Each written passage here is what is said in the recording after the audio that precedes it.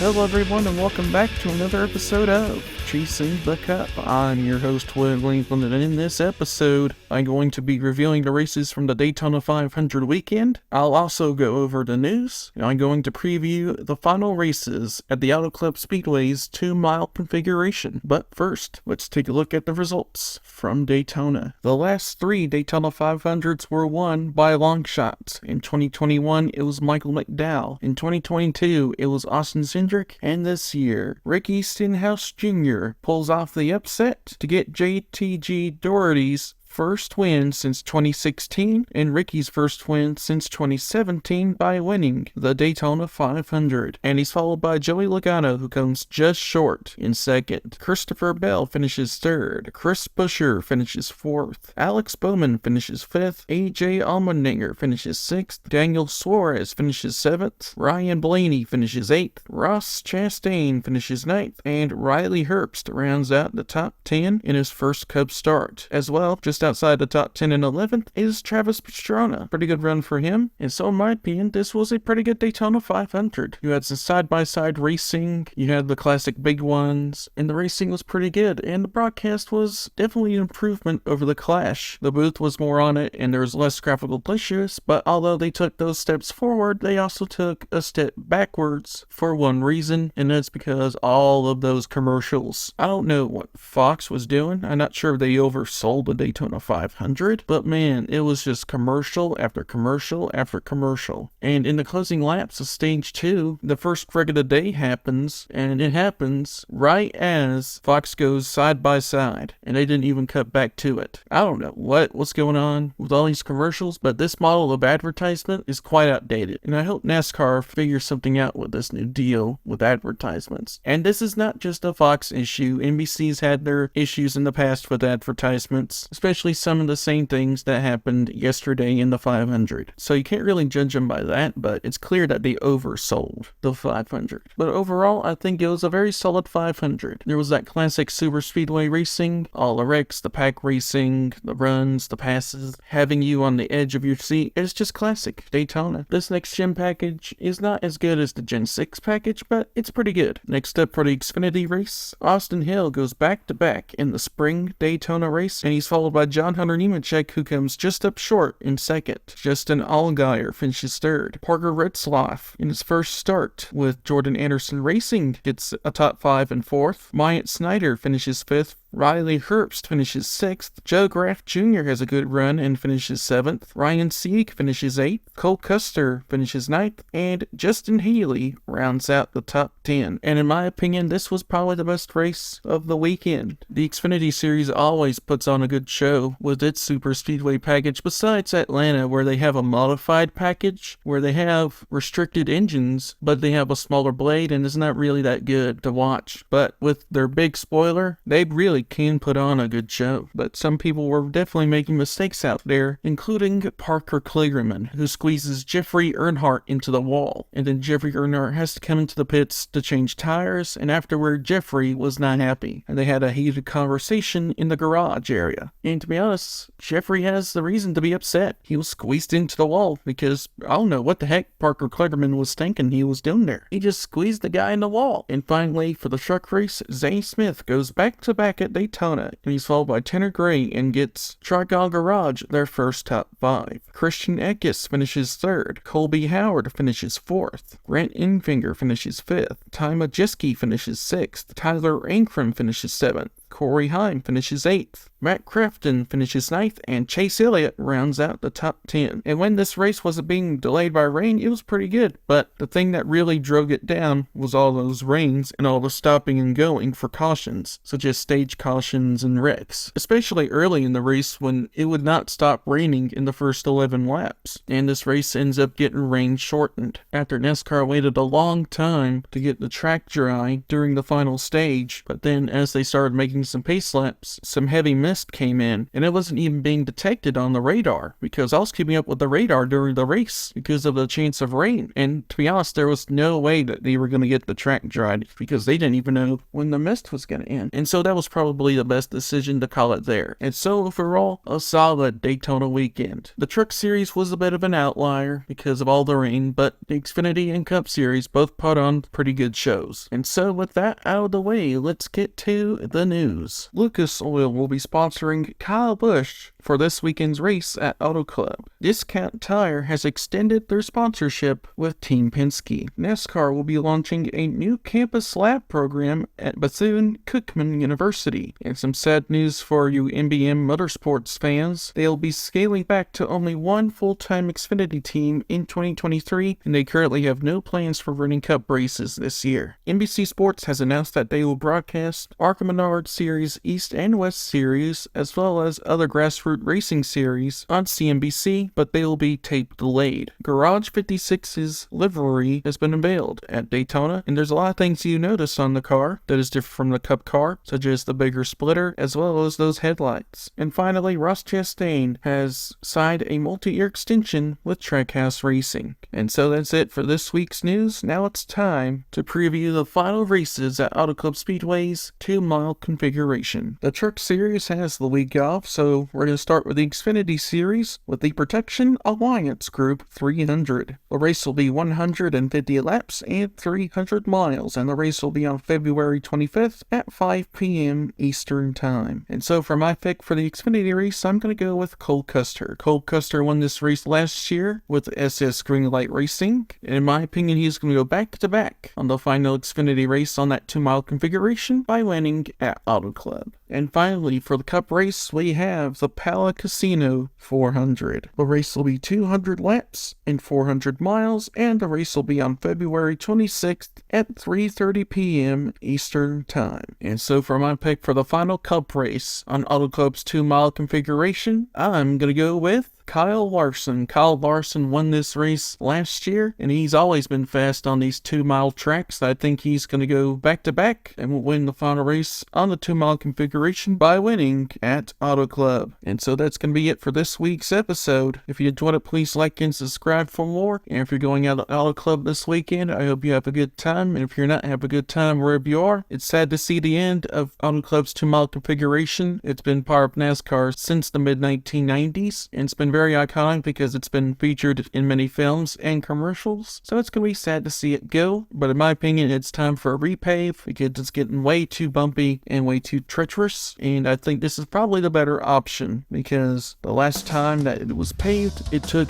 decades for it to become a fan favorite. And so that's it for now, and I'll see you next week.